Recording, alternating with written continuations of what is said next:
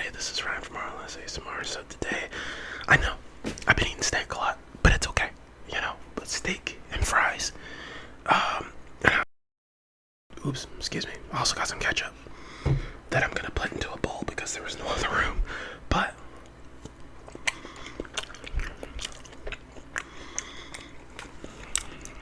today, I can do the housekeeping stuff, but I always typically do that at the end. If you're aware, I have a Discord. You may want to join it. You may want to talk with people in it. You may want to talk to me. If that interests you, join the Discord. Anyways, other than that, you can join the channel membership if you want to. I'm not currently doing any videos, regular, exclusive content, but if you want to just support, that's something else that you can do. Not required, obviously, but another thing. Today, I'm going to be reviewing the movie, Cube. Not The Cube. By the way, there was a huge argument, not a huge argument, but it was a tiny bit of scuffle in my Discord of is it Cube or is it The Cube? Because apparently those are different. And, apparently it's just called Cube. It's from 1997, but I got my, ketchup. But it's just called Cube, and someone recommended it to me. And I figured, hey, we'll watch it in the Discord. I decided that on my live, which, if you aren't,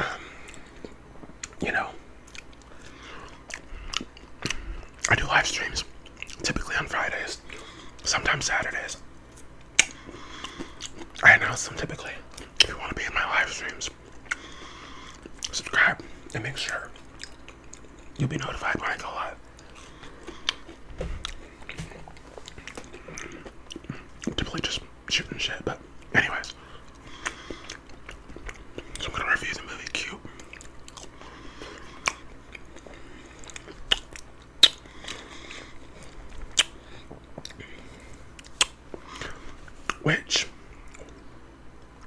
Cube, is this movie. It starts off.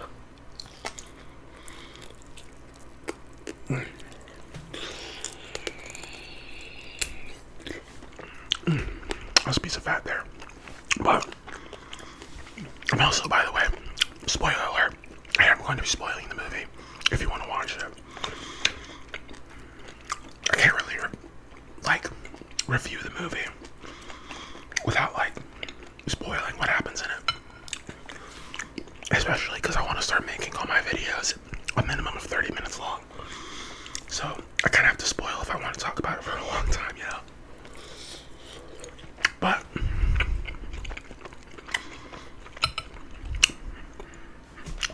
here's the gist.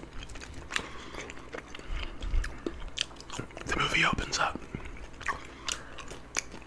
with this person in a room. And they look like they're trying to escape the room. But then they enter a trap. And they get chopped up into square pieces. Now, then everyone, there's a bunch of people who basically coalesce into this one room. And one of them's a cop, one of them's a college student, her name's Eleven. And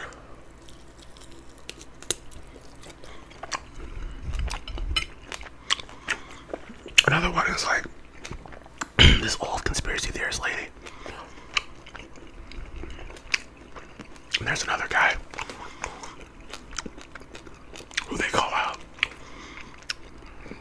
He's the nihilist of the group. Thinks nothing matters. Doesn't really care what's going on. And so I'm trying to figure out, okay, what is this? Where are we? Oh, I forgot a guy. And there's also this guy you find out is an escape artist. I think his name was Ren. And so this guy, I hope you can hear the crickets out there. Because that'd be really relaxing, but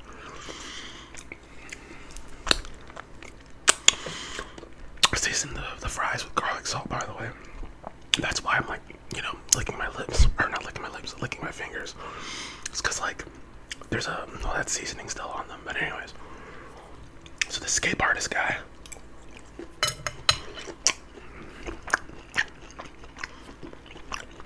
Because in the room, there's multiple different ways you can go.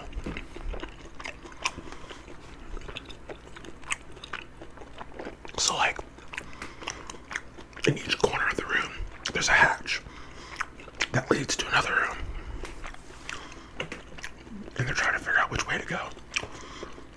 So the escape artist guy goes, hey, let me use my shoe. And then he throws his shoe into one of the rooms.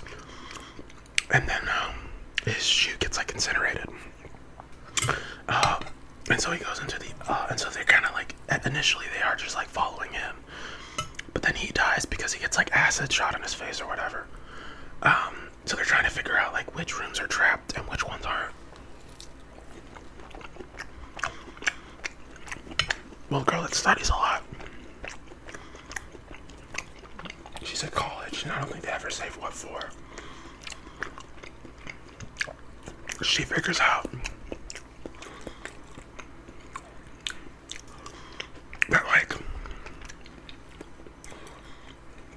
there's these different numbers that when you open a new hatch you see numbers. She thought if the numbers were prime numbers that you'd be safe, and if they were not prime they'd be trapped. It could be vice versa, but I'm pretty sure it's what I just said. Got some leftover coffee, by the way, quick chance. This coffee, something that my dad bought. It's like this cinnamon flavored coffee. It's actually unironically really good. But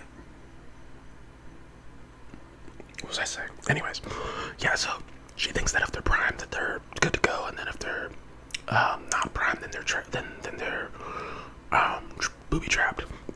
So then they go based off of that thesis. And as they're moving through the rooms, I'm thinking in my head, you know, they probably, if the rooms are booby trapped, the rooms probably move to confuse you because they want to keep you trapped, right? And the whole movie has this aura. I think this is what they were going for. Where like you're watching rats in a cage. Or, excuse me, rats in a maze.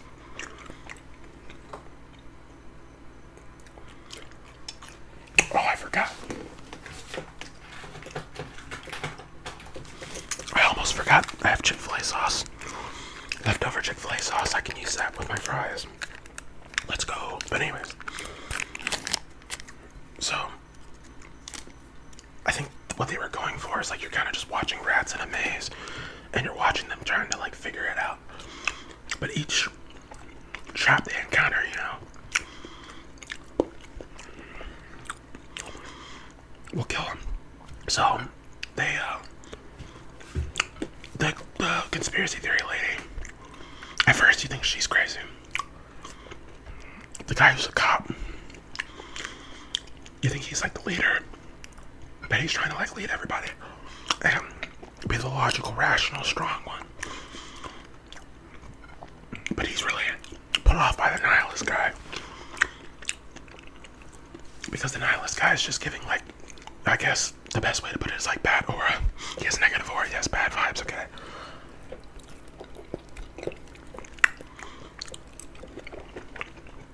So, the cop guy thinks he's in on it. And then the crazy conspiracy theory lady, she's like, oh, this is all because of the military industrial complex. Which, this movie felt very cheesy. Kind of corny. Like, the acting, people, I told someone else about the movie, and they're like, oh, I actually really like that movie, but from 1997. It's pretty old, but like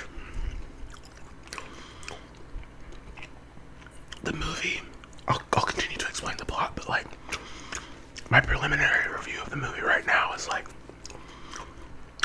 from this point, I just don't. The movie, things happen, but things don't seem to happen in a way that makes you care about the characters. You're just meant to be, it's like you're meant to just be observant. And I feel like that was the artistic view, was like, you're meant to just observe what's going on. You're not meant to care about what's going on, kind of like from the perspective of like the people who engineered the cube, which you only find out that it's a cube because of the guy who's the nihilist guy. Apparently he was like the only thing he said about his background is he's an office guy. He's like, nothing matters, I don't matter, I'm just an office guy, whatever. But apparently he's a part of the people that built the outer shell of the cube contracted his company to do it. And so he's like a pencil pusher guy who did that. But yeah, he knows nothing about he only knows about the outer exterior, but he doesn't know about the people who did it or anything like that. You only ever talk to other people who are like not really involved, like other office workers and things like that. Because what put on the top guy to not trust this one guy is because he says there is no way out. And that's meant to be like, oh, how do you know that? It's a really dramatic movie in the film. They're like, oh, you know, how do you know that? And so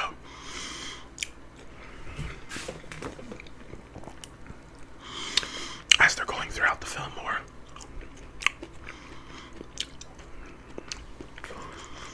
you start to slowly see that the cop guy, so background on him, apparently he had a wife who was separated and he had 3 kids. And as the movie's going on, he starts to become more and more agitated. And you can see him kind of like unraveling a bit. And he's yelling at people more, getting more schizophrenic. And at one point, because he's yelling, there's this like autistic guy who gets introduced. You know, he's like he can speak, but he doesn't speak very much. He's like hitting himself, banging his head on the wall, you know.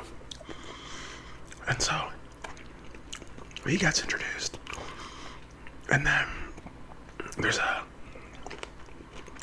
shortly after that, there's a room that they go to where it's activated by sound. And this guy, if you ever have been around a special needs person, sometimes they'll just blurt. It's uncontrollable. It might be one of their tics that they're like making noises. And one of the traps was a sound trap that if you made any noise, you would die. Like there was like knives that come out of the wall and all that. So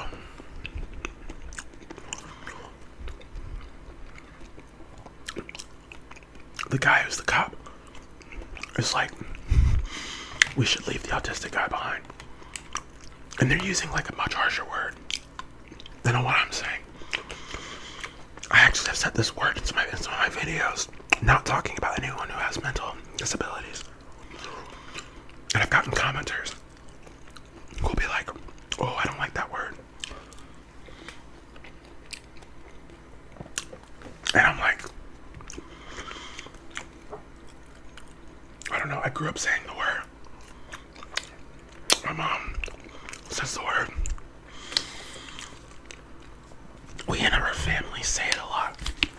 And we don't mean like people who are actually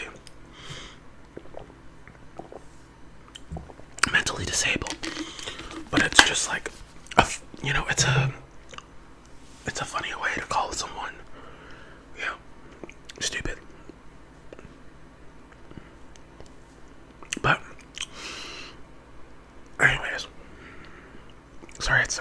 steak stuck in my teeth is bothering me. But anyways, so they use that word, and it's like, and you know, there's him and the conspiracy theory lady.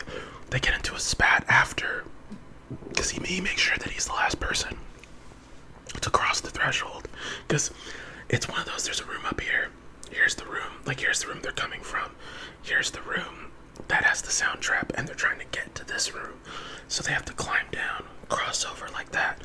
So as the guy, he's the last one, he climbs down.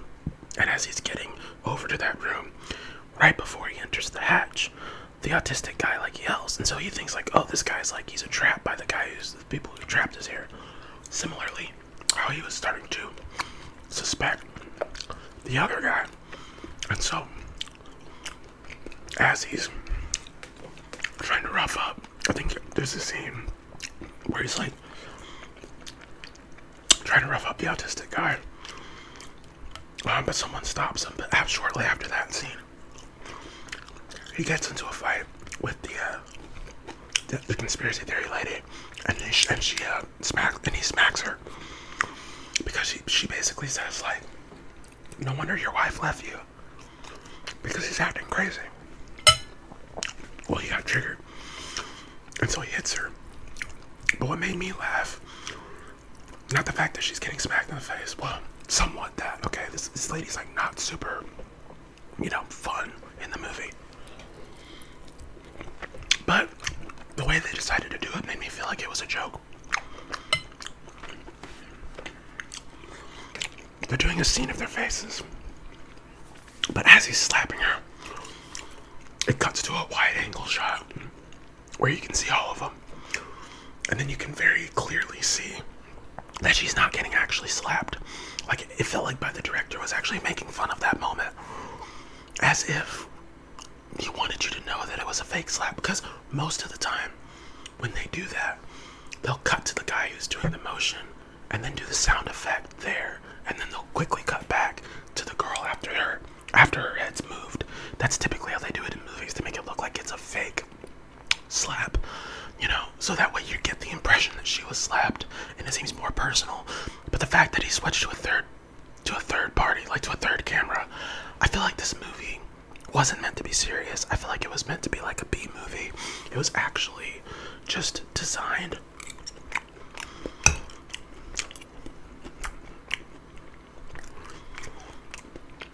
to just be observed. Like, it wasn't trying to say anything. And so I think they found the edge. And I think once they find the edge,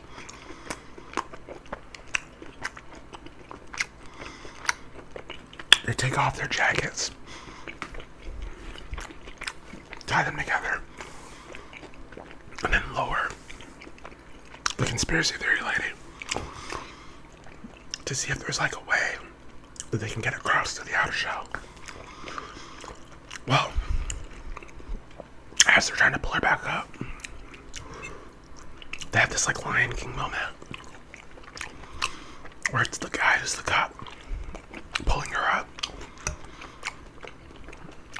and then he gives this really like daring look, like he lost his mind, and he gets all pale. All of a sudden, he lets her go, and then he said she slipped. Well, later they find out, oh wow, you actually killed her.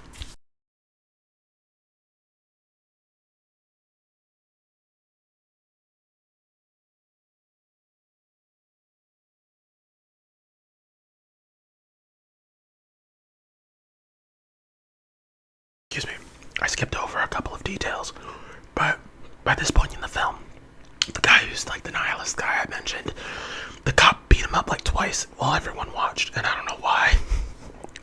He's like beaten and bloodied by the end of the film. So the girl who's like meant to be the genius, she realizes that the way that she's actually been getting them to the end is because is like based on the prime numbers thing. Well, she's like, no, these are actually Cartesian coordinates, which is based off of some other blah blah blah system. So the room, apparently a room that was like something that was like a bridge room. They're like, okay, well, why is it labeled 27 when there's only 26 rooms? And then she ends up figuring out that that's like what you need to be connected to in order to be able to leave the outer shell of the place that they're in. So when she figures that out, the time she figures that out is by the time they realize the guy is crazy, so they're trying to escape the crazy cop guy. So as they're trying to escape the crazy cop guy, they're kind of getting beaten up. Or he was beaten up. One of the guys, they still have the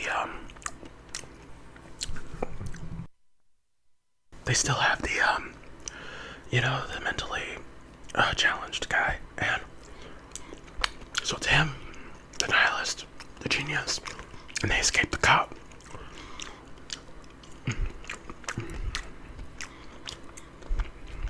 Once they find the exit, they realize, because then they go through, they backtrack. Oh, the reason they know that they're like, oh, have we been going around in circles? They found the body of the guy that they left in the original room, because the escape artist, he died, like in the beginning of the film. So he was supposed to be back in like the room that's like 10 rooms from where they were. So how did that particular body get to where it is? And they realize, oh, they've been moving the rooms around, and they move based on some kind of like algorithm that's within the coordinates of like the numbers on the wall or something. And I mean, that's something that's blatantly obvious. If you have people in a room and like it's meant to be this like that they're in this like rat maze, why wouldn't you move the rooms around to see how they like adjust to that? It's something you can figure out in like the first 10 minutes of even understanding the film. That's what I was thinking. But that's supposed to be like, oh, they move the rooms around. But then they what am I going at? Oh yeah. So they figure out initially the girl who's like she didn't want to leave the room. She didn't want to leave the room at all, and the nihilist guy didn't want to leave the room either. But the other ones like pushed them to leave the room, because what are we gonna wait for someone to save us? Is kind of the idea. Well, because they figured out that they moved the rooms around, they realized, oh, if we had stayed in the room that we initially were put in, because all of them like coalesced into one room, they would have actually been free. They would have been let free. So it's meant to be like this like weird social experiment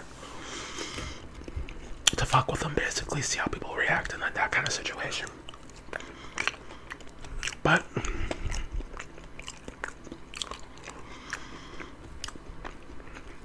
the only real good thing that happened in the film was that once they escaped the guy,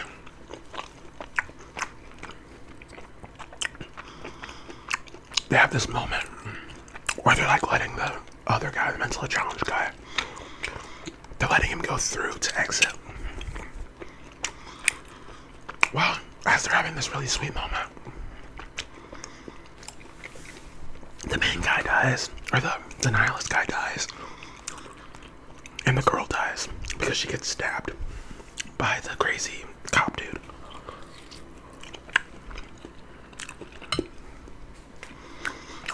And I feel like I'm meant to care about this, but at the same time, maybe I'm not, because I just don't care about it. And I don't like movies where if I'm not supposed to care about everyone and everyone dies, make it unhinged and hilarious. But if it's not unhinged and hilarious, I'm gonna take it seriously. The issue I have with Q is it tries to do the serious thing and the funny thing without making you care about the characters. And I feel like for a movie that has these elements, why not throughout the movie give us backstory on these characters? Backstory that would like make us care about why they're there. None of them talked about anything that you can connect with. Like, the conspiracy theory lady is a doctor, but she's a doctor at a free clinic, and you don't know anything else about her. Like,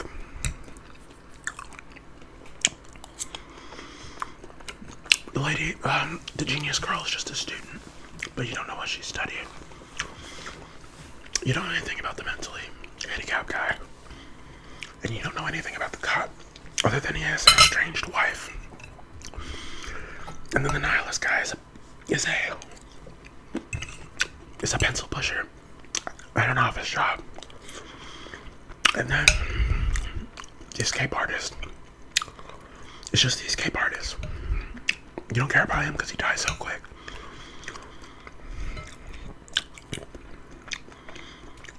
Which is why it gives me the feeling that it's like you're just meant to watch it because you're viewing them as if you were the people who put them there. Like you're just watching rats go through a maze. But I'd prefer if we did that, or if you did that type of movie. My view is do that type of movie, but then give us dialogue or exposition in a manner that makes sense to the characters. Or make something funny and unhinged happen. So that I enjoy my experience. Because for an hour and 30 minutes, it wasn't that it was strictly boring. There was just a bunch of stuff that happened that I didn't care about. I'm probably missing details, but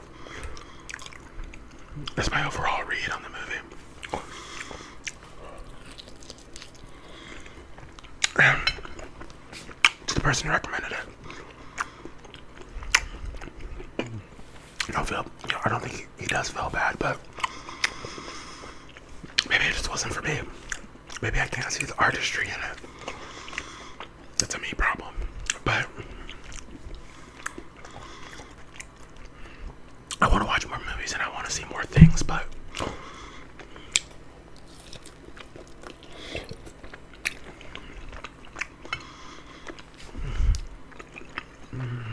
I've also seen so many movies in the last 3 months.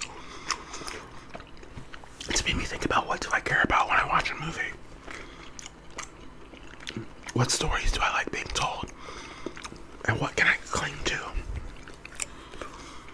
I can recognize something's a good movie and I'm just not into it. Like,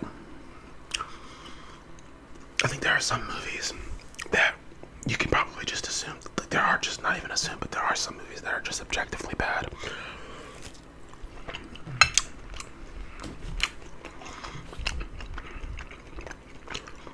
Like,